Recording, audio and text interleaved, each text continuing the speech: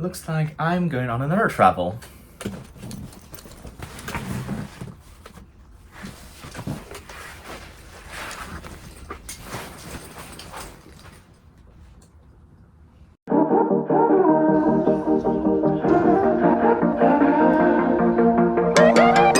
What's up guys, Gavin Uranium here. I'm back at Changi Airport again, and this time I'm going on another adventure. I'm flying back to Beijing, but Beijing isn't my final destination, so let me do a brief explanation. This is actually the beginning of a family vacation where we're going to actually many countries that I hadn't been to before. You can skip the following segments to get to the main video at this timestamp. So originally we planned to first fly from Singapore to Istanbul, then tour around Western Turkey, and from Antalya fly to Tbilisi in Georgia and visit my dad who moved there for work earlier this year, then to Armenia, back to Georgia, then to Baku, Azerbaijan. There's no direct connection between Armenia and Azerbaijan because of the Nagorno-Karabakh conflict, and the two countries have yet to establish diplomatic relations even. Just as a side note. From Baku, we will head on to Tashkent in Uzbekistan, then Bukhara and Samarkand, then back to Tashkent, then Urumqi in Xinjiang, China. We thought about a 1 or 2 week long tour in Xinjiang, but scrapped that because it would take up too much time. Then from Urumqi, we will fly to Dalian, my birth city, for a rest. Then I will go to Dandong, a city at the border with North Korea, and Shenyang for return to Dalian, then going to Beijing before finally return to Singapore. Yup, that's many places, but when we were booking our flight, the conflict between Iran and the Zionists boiled over the quickest, and they were sending missiles to each other. The airspace of the countries in between were the most unsafe during these periods. So even if our flight to Istanbul were to be diverted, you would have to go through Egypt, which is still close to the conflict center. And in the end, we decided to change the first part of our trip entirely. So we're sorry Turkey, but we're skipping you this time. Singapore has direct flights to Turkey, so it will always be easy to visit in future, definitely. Our final plans became we're going from Singapore to Beijing, first by Daxing Airport, then to Urumqi, Xinjiang for a day layover, then to Tbilisi, Georgia, a tour all around the country, then to Armenia, back to Georgia, then to Baku, Azerbaijan, then Tashkent, Uzbekistan, then Bukhara, Samarkand, back to Tashkent, again back to Urumqi, Xinjiang, next Dalian, Dandong, Shenyang, Dalian, back to Beijing, and finally Singapore. Let's get started on the first part of my journey, my flight from Singapore to Beijing Daxing Airport on China Eastern Airlines.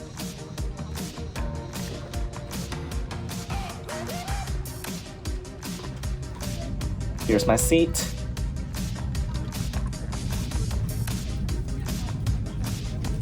Because we chose our seats online, I got the window seat and took a video of the plane taking off during the night.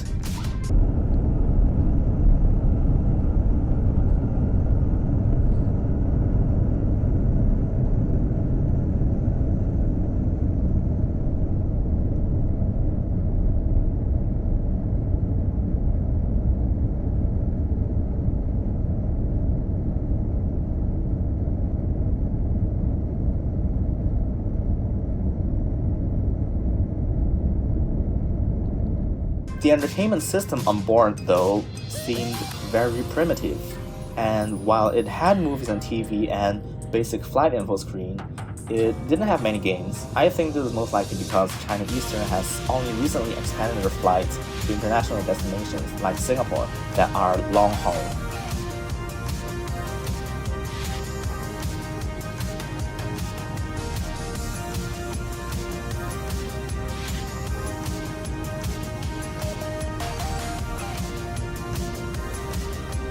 Also a Lu review.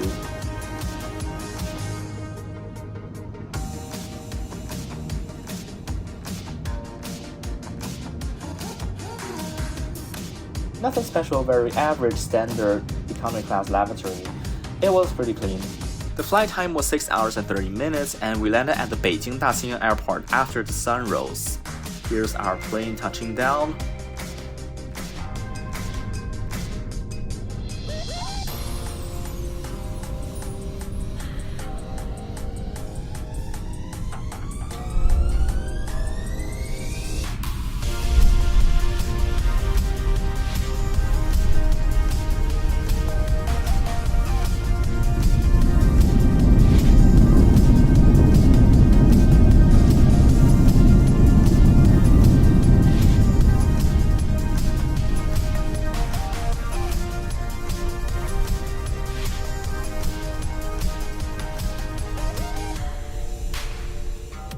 It was my second time coming to Daxing Airport, but my first time arriving from international. We will be coming back to Daxing tomorrow to catch our flight to Urumqi in Xinjiang, northwestern China. But today, we are heading to my grandparents' place. It was not the most convenient journey from Daxing, as my grandparents stay north of the city, while Daxing is in the south. And like I said last time, closer to cities like Langfang and Xiong'an in Hebei province than Beijing proper. But the flight to here was cheaper, so yeah.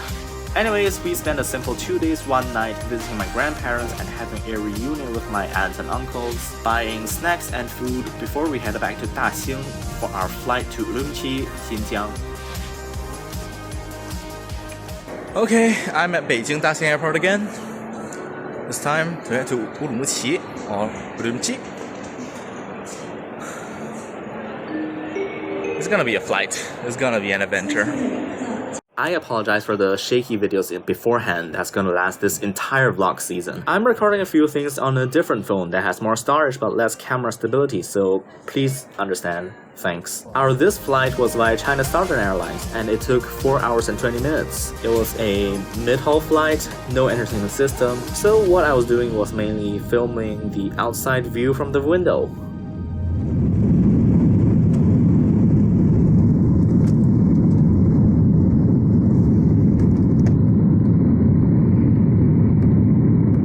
From Beijing to Urumqi, the plane passed atop the Gobi Desert of Inner Mongolia and the very mountainous, rocky terrain before reaching Xinjiang. Also, my in-flight meal. I specifically chose the left window seat because the plane was heading from the east to west and I can see the view southwards. Because it was stated in many Xiaohongshu posts that you can see the view of the Tian Shan mountain ranges when you look to the south of Urumqi. But by the time the plane landed, I didn't see any significant mountainous features. Turns out, Tian Shan is actually located southwest of Urumqi, not directly south. So we'll probably only see the mountains on our next flight further west to Georgia. Another interesting thing, it was almost 10 p.m. when the plane landed in Urumqi, but the sun had just set. It's because Urumqi's geographical time zone is 2 hours behind Beijing's. So despite the entire country of China officially using the same time zone, in Xinjiang, the local unofficial time zone that more closely corresponds to the geographic time zone would say is actually about 8 p.m. Other cities with a similar latitude as Urumqi, for example, Kathmandu, 7:45 p.m., Thimphu, 8 p.m., Dhaka, 8 p.m. Despite China being an East Asian country, its geography is diverse, with Xinjiang in the northwest geographically closer to Central Asia. By such definition, Urumqi is the largest city in Central Asia by population at 4 million residents, compared to Tashkent in Uzbekistan with 3 million. The geographical center of the Asian continent is also located in a suburb of Urumqi. So, back to the video.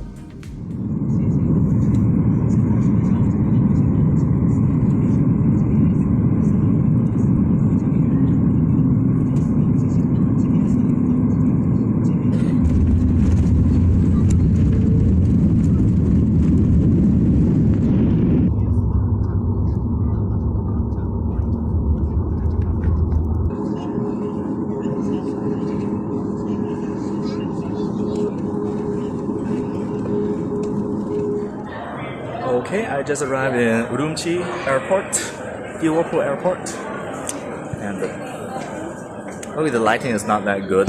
I'll record some more later.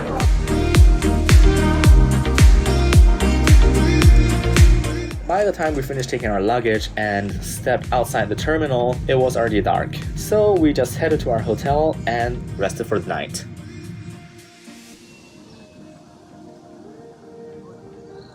The next day, we came out on the streets in the morning. We had half a day to explore just the city of Urumqi. The city of Urumqi itself is a gross underrepresentation of the entire Xinjiang, and with the limited time we had, we can also experience only a small part of just Urumqi. So first, we took the bus from our hostel to the Xinjiang Uyghur Autonomous Region Museum. Urumqi is a huge city and the bus ride took almost an hour, and I just spent the time looking at the scenery, the outside view. Didn't manage to take any pics though. We arrived at the museum and inside, they've got many historical artifacts on display, as well as stories about the entire Xinjiang region from the Qin dynasty to the Qing, including ancient clothing and even mummies. There's also a nice little cafe in the museum with mini little camels and a local Xinjiang-style milk tea. After visiting the museum, we took the taxi to a local food street, Hotan 2nd Street, 和田二街. This stretch of road is famous for Uyghur cuisine. So although Xinjiang is an Uyghur autonomous region, it's actually an ethnically diverse place with Uyghurs being the majority ethnic group in only half of the counties and cities. Urumqi is a Han majority city, while most Uyghur majority places are actually in southern Xinjiang, south of the Tian Shan Mountains, like Kashgar, Kizilsu, Aksu, Turpan, and other places including Hotan, with 96% of the population being Uyghur, is the most Uyghur county in Xinjiang.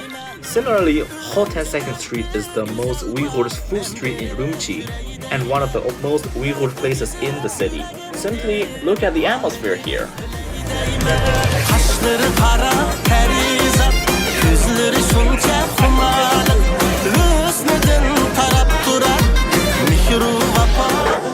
We got some Xinjiang baked buns with mutton and beef.